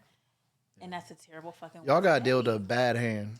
I mean, everything from who wrote the books, his story, y'all got dealt a bad hand. And the image of a woman, yeah, it sucks. It sucks, but to be liberated from all that, you know, come on, think about how that would feel. Because, and that's what I ask a woman. I'd be like, so why are you being celibate? Why? I'm not asking you for sex, but I'm gonna challenge you belief. Why you vegan? You know what I'm saying? Like, you know what I'm saying? Like, why are you? Because all this shit is now post-pandemic, all this shit is a fucking facade. You know what I'm saying? It's just like, why are you doing the things that you're doing? Explain to me, because then that takes us back to who are you? Like, you know what I'm saying? Are you Instagram? Are you being the last post from Twitter? You know what I'm saying? Why are you dressed like that? Why are you wearing a cowboy boots and a leotard? Because Beyonce did it? Or but is this your shit? You know what I'm saying? Did you want to do it before Beyonce did it? Like, help me understand, you know? Yeah. And I know no play on Beyonce. I see little things and it agitates me a little bit, because it's just like, I want to believe women in this stance that women are taking. But the other part of me is just like, man, shit. I mean, yeah. Together, y'all are strong, but it's just like, man, you get the strongest woman to the side. She go do one or two things, man. She go bark real loud and talk about, everything she stand for and not even believe in that shit. She just, it's rehearsed. Or you go get a woman that's gonna falter. She gonna falter because for real, she horny, she lonely, and she wants affection. Ooh. And I want to ask you, because when we were... can I? Go ahead. You want an intermission? Go ahead. Watch gonna beat this up because Watch can't stop us. I don't know. This might have to be our little... I might have to take a break after this episode. We're going to have to drop the whole thing. Watch can't stop us, man. Look, we just gonna tell him it's Remy. Go ahead. I want to ask you, because I think it was when we was at yoga and we was talking and we was just kicking shit. Mm-hmm. And you was asking me then, like, we don't know if you single, if you this, if you that. Yeah. And you had gave me your perspective of me as a woman. Mm. And that was a tough one to take in because I didn't offend, did I? You didn't offend me. Okay, good. What your response is what I get a lot. Mm. And it's so opposite of who I am as a person. And it's so weird because it's like as much as I think that I'm leaning into my feminine energy, I give off that tough. That's to a weak nigga, yes. To a weak nigga, yes. And you know what? The world is full of weak niggas. You know what I'm saying? That is the majority, for real. Again, we talking about 50s, 60s is when a man reaches a quintessential level, in my opinion. There's a lot of boys running around here like, why you don't like me? Even me. We talked about me being rejected. We talked about and my expectations and all that good stuff. And then even however I perceive you, that does not mean I can identify it. And for me, this is like shit. That's a green flag. You know what I'm saying? Because it's not about the challenge or the chase or anything like that. It's just like there's a perspective. You turned into a perspective now. You turned into somebody. Everything's intentional. I'm not gonna sit here with you if what are we talking about? Mm-hmm. I'm comfortable sitting here talking to you. You know what I'm saying? And that's in business, relationships, whatever, personal friend, whatever. I don't want to waste my time with a nobody or somebody that's pretending to be somebody else. Mm-hmm. So, especially in relationships, I think men, they want doormats. I wanted a doormat. I just, what's the path of least resistance to your vagina? You know what I'm saying? Like, what do I have to do? Do I got to tell you I love you? You want to go out? Cool. You want to do whatever? But now it's just like, I understand that the mind is go get the vagina with her. So it's just like, yo, like, how can I enter your mind? Not take advantage or nothing like that, not manipulate, but it's just like, yo, let's talk about things that are going on up there. You know what I'm saying? And let me resonate with you up there. And then now it makes everything else flow. And I'm just, man, at 38 is I'm not going to say it's sad, but it's just like, what the fuck do we know? This shit wasn't passed down to me. It was, I went through a divorce. I hurt women, you know what I'm saying? Like, I've embarrassed myself, in order to get to a point where it's just like, that Neo when he was in the Matrix, he said, no, stop, no more. You know what I'm saying? So I think we bump our head. Yeah. You got to bump your head. Mm-hmm. To learn the lesson. That's just how life works. And what you want though, E? As far as what? Shit, I ain't talking about a new car. I'm talking about what do you you're not looking for, man. I know there's women say that, so I ain't looking. Okay, cool. But what do you desire though? Like, what is it that you desire? Ooh, that's a good question. What do I desire? Yeah, everything else in between gets answered. Like, like good sex or trust and all that other stuff, that's a given. You know what I'm saying? But it's just like, what do you desire? I desire a man who is fully grounded in himself as a person. Like, mentally, spiritually first.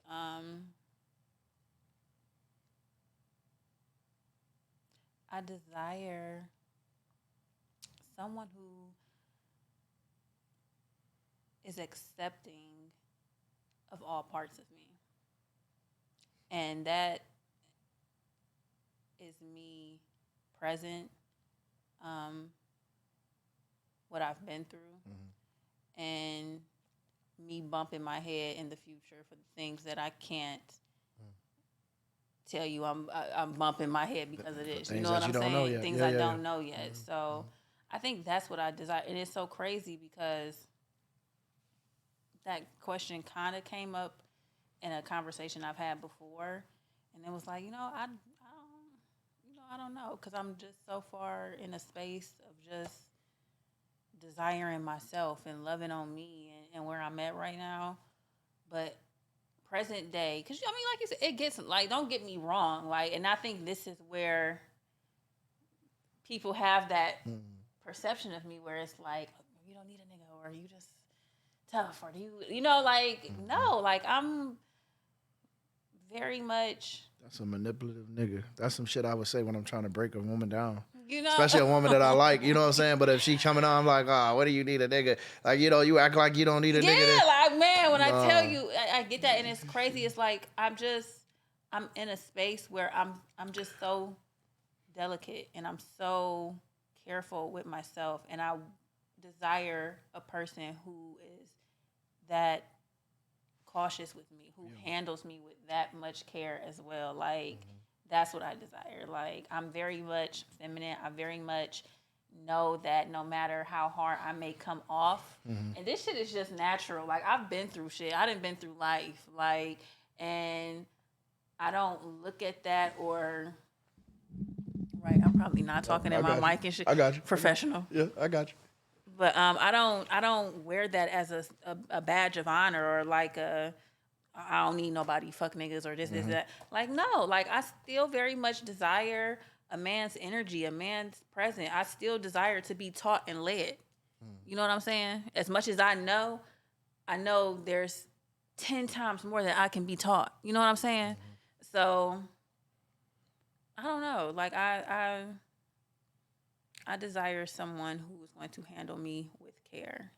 All those extra other details, I'm just leaving it to God. If any of those details, does it matter if there's a black man? Oh, yes. Okay. Yes. So you still believe in black love? You still believe in that us keeping that? Hell yeah. Okay. Your friends that were at the live pod, not the last one y'all just did, but the one before that, the barber and his girl. I got you. Yeah. They were beautiful. We were talking about having them come on my pod because I wanted to sit down with them and just pick their brains. But black love exists as much as it's not advertised or like that. Don't get me wrong. There is a battle between us. War. You know what I'm saying? It's hard out here between us, but there's a big group of us, and I would include yourself in that, who are healing, who are level-headed, who communicate, who aren't afraid to show up and be present in who they are right then and there in that moment. You know what I'm saying? You said a lot of shit today that I did not know, didn't think, wouldn't have expected, but that was me projecting. Yeah. And I still can say that I accept you as who you are present day. Thank you. There's absolutely nothing wrong with where you're at, what you want, how you feel, and I think that's the war itself between us. We have our own expectations of people. We project onto people, and when people don't live up to those expectations that we've set for them, discount them. We count them out. That's why I always say, and I made a post about it. I say, stay mysterious. Like, stay mysterious. Like, as soon as they think they know you or they get to know you, they'll fucking reduce you to whatever their little measly perception is. And sometimes people don't even have the grandiose thought of thinking. Like, you know what I'm saying? It goes as far as, this is what Instagram said. This is what social media told me, or this is what my girlfriend said next to me, or my homeboy said next to me, and it's the blind leading the blind, and I don't mean to turn tables or start asking you questions, but I'm very curious about you. I love when people ask. Yeah. Well, nobody really fucking comes on here and asks me questions. Oh no, you got the right one, baby. It's me. No, no. And that really trips me out. It's because you are so interesting. But I would bet I would bet, and you already said that because I was gonna say I bet it's a lot of niggas that be like, yo, like you a tough shell to crack, you know. Yes. But it's I feel like how many dates have you been on recently, and you would say, hey, I can consider them as a friend, or you just like fuck it, I'm just gonna discount them to what you was just saying, like my perception, like no matter if he dressed well, he had manners, or it's the date didn't work out, so fuck him. I don't get that part because this is like, are we not trying to meet each other on a human to human level, or did I just appear to this restaurant or whatever outing we would do just to fill your expectations to be your next husband, your potential boyfriend, or is it like, yo, if we fall short, I feel like I recognize you as being one of the ones. Like, you know what I'm saying?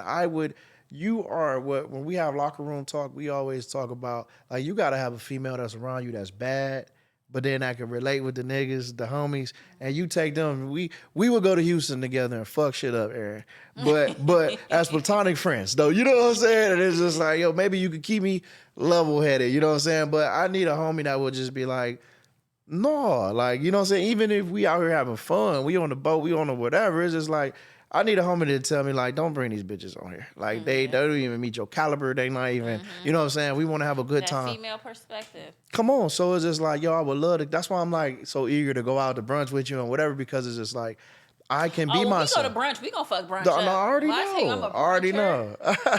But it's just like most time we are missing that part. We are missing that part. And then on the flip side, we are missing, if you didn't grow up with brothers or you didn't have your father in your life, you missing a nigga to tell you, like, not the nigga that's fucking on you that used to fuck on you, but you missing a nigga to tell you to be like, like, that nigga's trash. Like, if your discernment is broken right now, I'm gonna tell you that if that nigga can't introduce himself to me and we talk, then you can't fuck with sis. You can't fuck with my sis. And it's just like, we're missing that part. we're missing that. So it's just like, what do you do after dates? Like, are you just like, fuck that nigga? Or do you see the potential in a nigga where there could be business, there could be friendship, there could be purely like, hey man, like whatever you got going on, I see there's more emotion that could be had here. Like, what do you do? So this is where I'm at. I don't want to be winded, but Man, be winded. I'm winded. in the past, I was not raped, but I was sexually assaulted before. So that being like imprinted in my mind and a life experience for me, I've always felt like men who are interested in me are only interested in me sexually. Yeah, it starts like that, yeah. So teenage years, I went through my whole phase. I'm a real one. I could stand on it, and it is what it is. Coming into my 20s, I got real reserved, I guess you could say. I had got pregnant at 17. I had a miscarriage as well. So I've been through shit that has really like shifted my perspective on a lot. So when it comes to dating and men, I went through a extensive period of time where I would get asked on dates. I get asked to go out. I get asked, or people express interest, and I just be like, nah.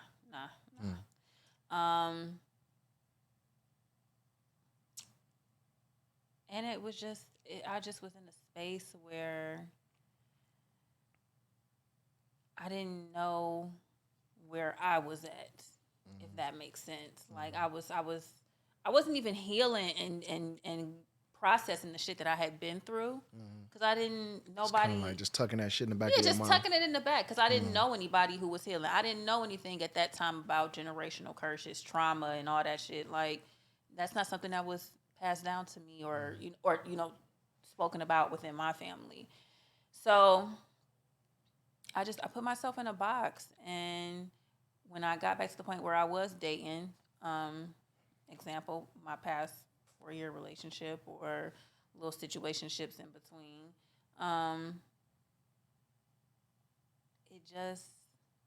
it was what it was. Whether that was us just fucking around, whether we was actually trying to build some shit and make shit work and it didn't for whatever reason. I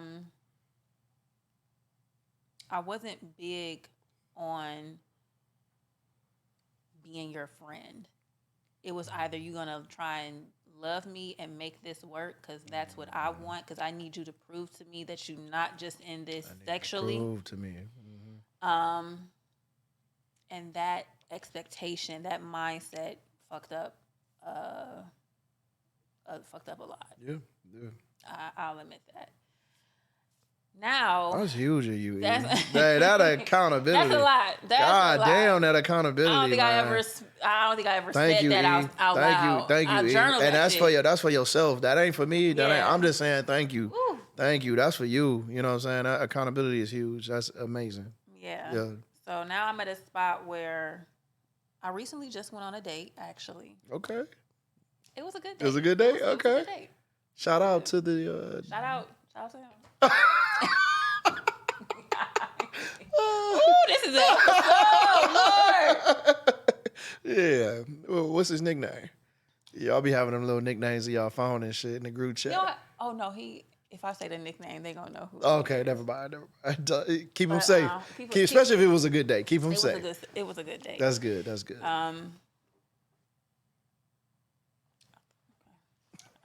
It was a good date. That was probably him. I thought it was. But now I'm in a space where I want to focus on friendship and getting to know you as a person. That's good. You getting to know me as a person. That's good. And you know, I'm real big on like chemistry. It's either there or it's not. Yep. You know, it's very few men, even in the past, that 4-year relationship where I could just sit and just talk to you. Mm-hmm. Mm-hmm. I wasn't your friend. I wasn't their friend. Chemistry is huge. You know what I'm saying? It wasn't there. I couldn't talk. I didn't feel like I had a voice. I didn't want to hear them talk. Like I was in a very weird space for a long time. And how you were saying are you wrong for not wanting to subject yourself to another person's trauma? It was kind of like that dynamic. Like I was going through something and here they are trying to be with me and They got that representative out because really a nigga would do that where it's just like, I'll deal with this shit because I know I'm about to get the buns. you know. But it's never on a holistic level. I've never met a woman that has been traumatized, and I'm sitting here like, it'll be greater later. You know? I'm just gonna sit here and love her. It's just, oh, that's rough. That's rough. Yeah. Yeah. So, but I'm in a good space now. I went on a date the other day. It was really good. Before we went on a date, and that's the thing. I don't just go on dates. Because I'm real big on, like, I didn't got my energy to this. Yeah. I feel good as fuck. Yeah. Inside out. Them niggas, I'll make me some money. Tell them niggas come and get a haircut. We'll talk. Period. We'll talk. Period. So, like, I'm real big on just not having, giving my energy or my presence to just any old body or being any old where. That's good. So, we've been conversating back and forth for a while. What's the end goal? For me, I know that I want a healthy relationship. I want to date. That's going to lead to marriage, that's family. I believe in. At first, I didn't used to believe in marriage. Mm-hmm. But that viewpoint has changed. I do eventually want to be a wife. If kids come, they come. If they don't, I'm going to keep you here all day. My phone is dead, so we good. Oh, We good. Look, my phone is dead, so that means what's a wife?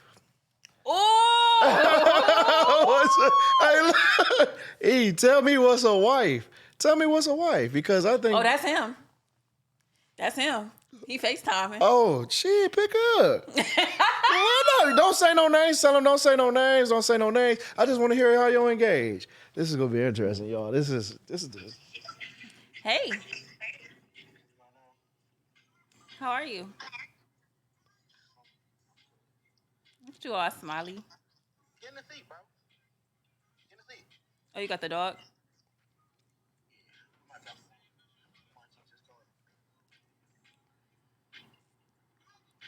I'm finishing up at the studio. I just need like 15 minutes. All right, bet. Okay. We got a little date later. Yeah, I was trying to see who is, hey babe, hey baby. No. None of that. Well, it's some of that. Some of that. It's some of that. I'm happy. You know, what I'm happy about with you, E, is that I have a baby sister. I have 4 aunties. Lord, yeah, I have 4 aunties. I was raised by a grandmother and my mother. My mother had me at 14. We are 15 years apart. That is a crazy dynamic when I really think about it, right? And I remember just being I was the cuddle buddy, you know, between my aunties. I was going through breakups and shit in high school. So I was the nephew, Adam, come in, you know what I'm saying? And then literally, I just remember my auntie literally just holding me, rocking back and forth like I was a Teddy Rocks band or some shit. You know, like literally like just crying and shit. And I never understood estrogen. I never understood this. Just even from my grandmother, everybody was just going through shit. And I had 2 uncles. And them niggas didn't really want to fuck with me because I was just so young. So, you know, they didn't want to fuck with me on the video games or the action figures and shit like that. So I really had a moment in time where my youngest auntie, like we were 2 years apart. So it's literally like, yeah, it's a weird family dynamic, but I'm playing with Barbies and shit with her and shit because my uncles don't want to fuck with me, you know. But it's just like, you know, I've been around, and that's the part where I just became, I use my shit for evil, for real. But when I see like my sight, and when I see like a woman like yourself is, I believe, that understands what healing is, that is not weaponizing and not monetizing. That's the word I was looking for. Oh. Because it literally pays if you're Janae Aiko, whatever her name is.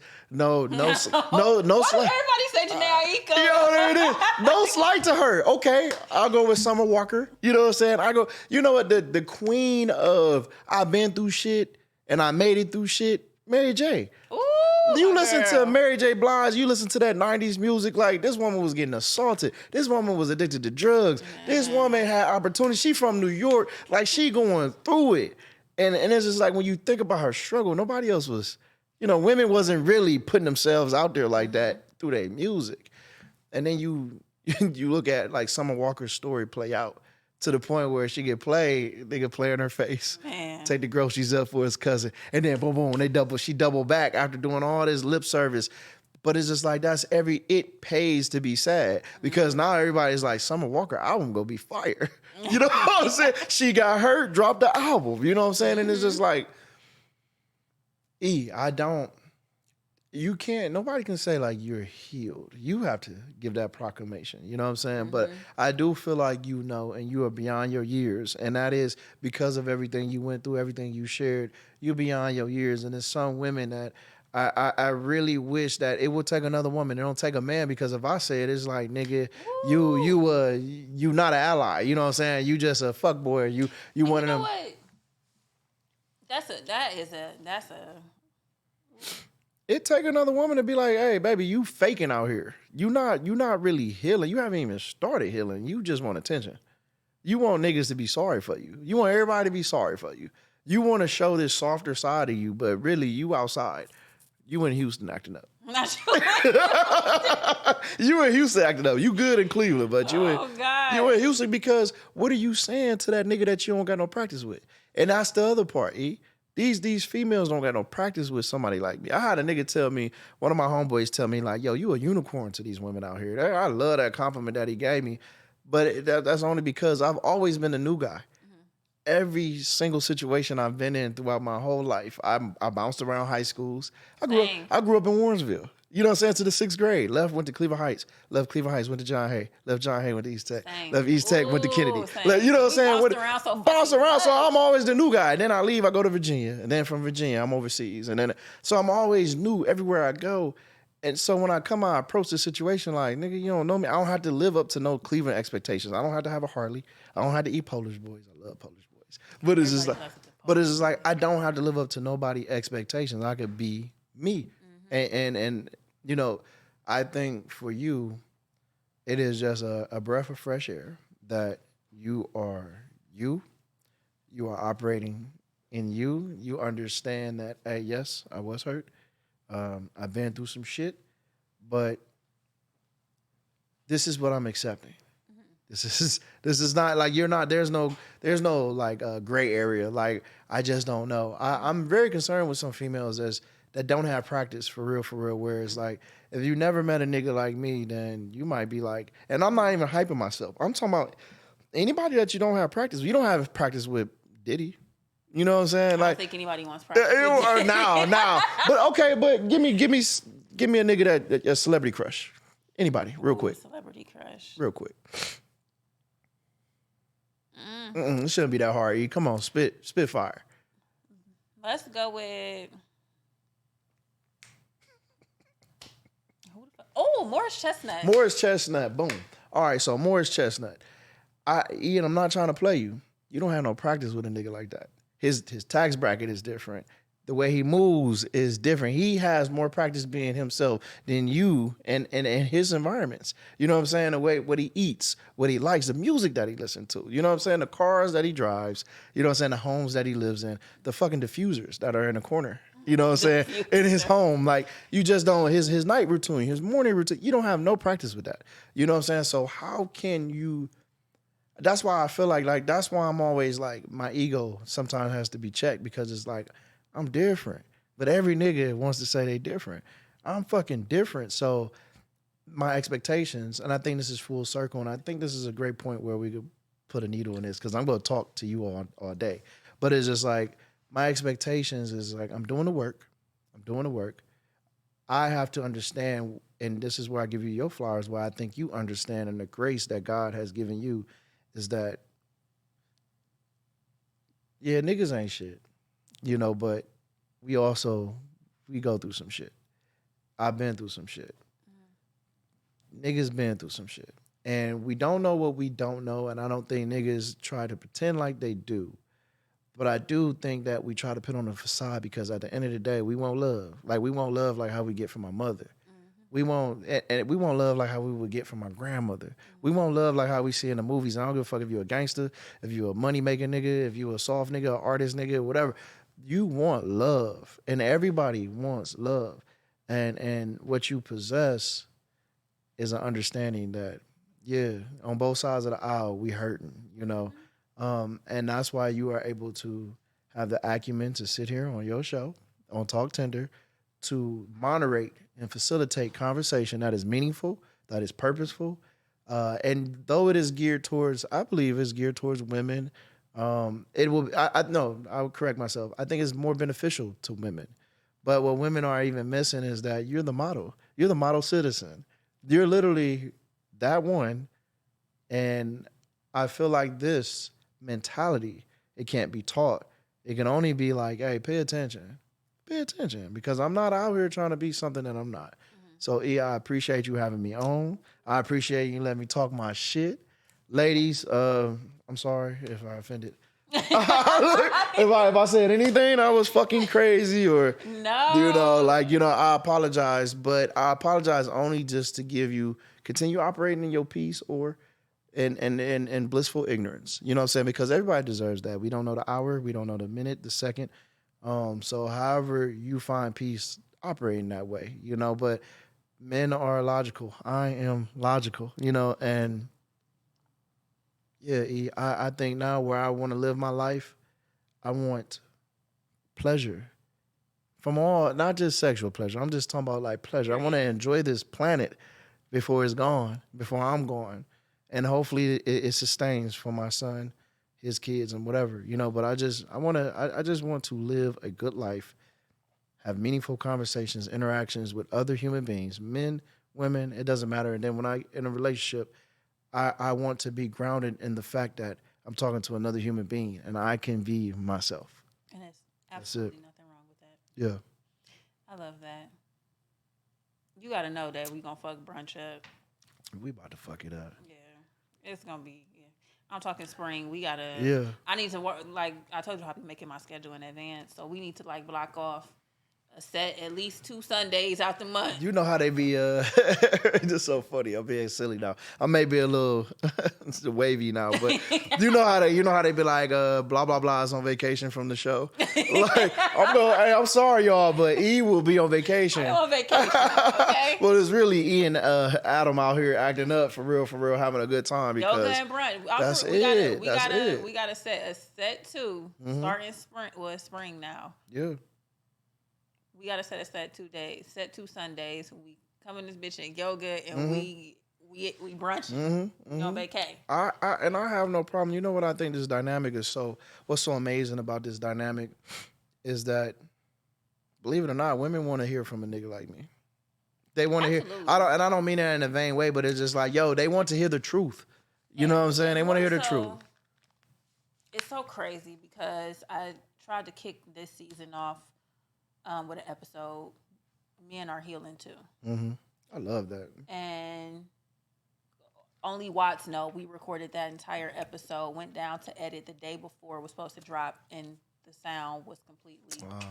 Shit. And I didn't even at that right then and there. I thought about it like that, but maybe that was God. Like, not this conversation, not this time, not this person, not like this. I love that perspective. Yeah. So to sit down today, and that's what I think your aura as a man, as a black man, as a person, as a friend, as a creative, as a businessman, and the list goes on. You, at the end of the day, are a man that is healing as well. Thank you. Yes. You have a story to tell. Receive it. And you're present. And that is what I genuinely love about you as a person. What I appreciate about you as a person. And thank you, E. you know, we can go on. Thank you, E. Why honey bun? Why honey bun don't? No, hey, they gonna be wondering. They gonna be like, who the fuck is honey? Who the fuck is honey? Yeah, like who the fuck is honey bun? Yeah, no, and I learned a lot. Oh, I learned, and again, I'm talking about today's years old. Like I'm learning shit about myself, and I'm just like, damn, I handled that like a fucking pansy. You know what I'm saying? And there's some aspects. No, I just think I showed my ass, as from the old folks would say. I'm holding myself very harshly against myself. You're being hard on yourself. Yeah, and like the conversation we had before, I think that you are simply put a man who is not used to rejection. Yeah. And as I said to you then, we all deal with rejection differently. That is a tough pill to swallow in any aspect, whether it's personal life, business, anything across the board. Rejection is a tough pill to swallow. So don't be so hard on yourself. It's a part of healing too. It's a part of healing. Yeah, it's not so much that's that ego. At the end of the day, plain and simple, that's that ego. I'm learning to shelf that shit because ego can protect us too. It can protect us. But to a certain extent. I'm learning to shelf that shit. And that is, as of this week, every Monday, or last week, every Monday, I do therapy virtually through the VA. Shout out to them. You know what I'm saying? But I've been doing that for 5 years. And I learned something new about myself every single week. But it starts with me. What happened this week? What pissed you off this week? What angered you this week? And that week when I went to that, I was like, man, I went on a fucking date. And let me tell you, I'm ready to flip the fucking tape now. But it's just like, it's just wild because at the end of the day, it all circles back to, well, are you accountable for how you felt, what you expected, what you thought it was supposed to be, and all this other. And I'm like, damn, when you put it like that, I wasn't even respecting her boundaries, or I wasn't even I heard her, but it's just like, no, baby, it's me. You don't got no practice with me. But even still, you can't get nobody to understand that part either. They got to come around. They have to get to the point where they understand, like, I don't got no practice with this nigga. The rejecting energy is I'm rejecting because on a baseline, and that's the thing that frustrates me, and that's what I understand. Don't baseline me. Don't reject me on the fact that I'm healing from all men. Fuck that. You don't got no practice with me, baby. I ain't did shit to you. You know what I'm saying? Like, you don't know me. You don't know what I can do, how I do it. None. But also that makes me very ornery. That makes me very arrogant to the next person. But I feel like now some things can be better said without even communicating. You know what I'm saying? So, yeah. I'm working on it. Men are healing too. Men are healing too, y'all. And that's it's like full circle. With that. I love it. This is the season finale. I don't give a fuck what E talking about. hey, I might have to rearrange shit because this was a good one. This is so Really much good. fun, man. This is so much fun. We'll kick shit off the pod, and because I ain't announced that to them yet. But Can I come back? It's a whole. I'm gonna keep it surface level with y'all because y'all know we in the chat, and I like to give y'all enough, but not all the details. But y'all already know with the pod that we drop twice a month, but I am in the process of working on a new segment that is a new segment that I'm introducing under Tlktender that will allow me to drop 4 times a month.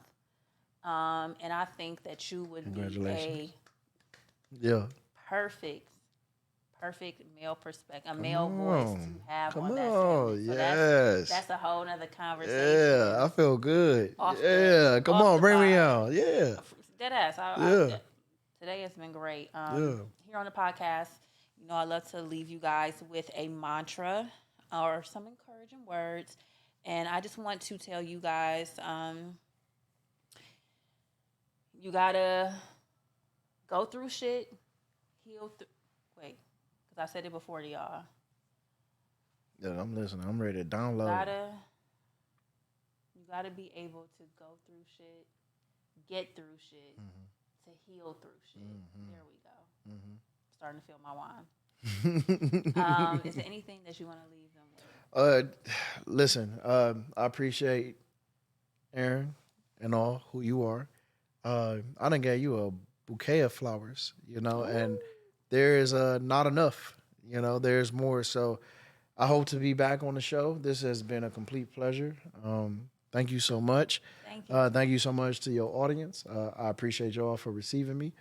And I hope to be right back here again. We got so much. I have so much perspective, and then I got so much learning to do too. So I could be very, very wrong in my perspective and what I'm talking about because I may not have practice with certain women. You know what I'm saying? Just like how I'm saying I don't have no practice. You know, some of y'all may not have no practice with a man like me. I may not have practice with certain women. So it's just like I'm here to learn. I'm here to receive. But I'm also standing so very firm into who the fuck I am and what I feel and what I know. So yeah. Period. Cheers to Tlktender. Cheers to you, E. Cheers to you. Cheers to Lounges. Thank you. And cheers to y'all. Y'all already know. Until next time, it's peace and love is peace. I'm out. You are now tuned in to the Tlktender podcast.